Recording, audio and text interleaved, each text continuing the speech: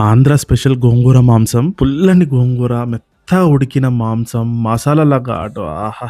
అసలు ఇది చూస్తుంటేనే నోట్లో నీళ్లు ఊరిపోతున్నాయి. ఈ కాంబినేషన్ అద్దరిపోతది. దీన్ని ఎలా చేయాలో ఇప్పుడు చాలా సింపుల్‌గా చూపిస్తా. చాలా డీటెయిల్డ్‌గా.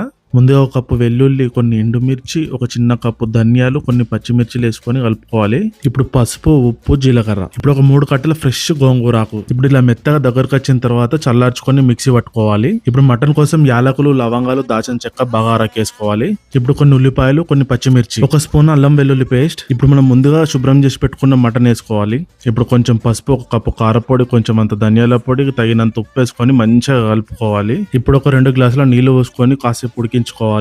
మనం మిక్సీ చేసి పెట్టుకున్న గోంగూర పేస్ట్ వేసుకోండి. ఇప్పుడు మొత్తం కలిసిపోయేలాగా మంచిగా కలుపుకోవాలి అంతటా. ఇప్పుడు ఒక స్పూన్ గరం మసాలా, కొంచెం కొత్తిమీర వేసుకొని పక్కన పెట్టాలి. ఇప్పుడు తాలింపు కోసం వేరే గిన్నెలో 2 స్పూన్ల నెయ్యి, కచ్చపక్క దంచుకున్న వెల్లుల్లి, కొన్ని ఎండుమిర్చిలు, కొన్ని జీలకర్ర, కొంచెం ఆవాలు వేసుకొని మంచిగా కలుపుకోవాలి.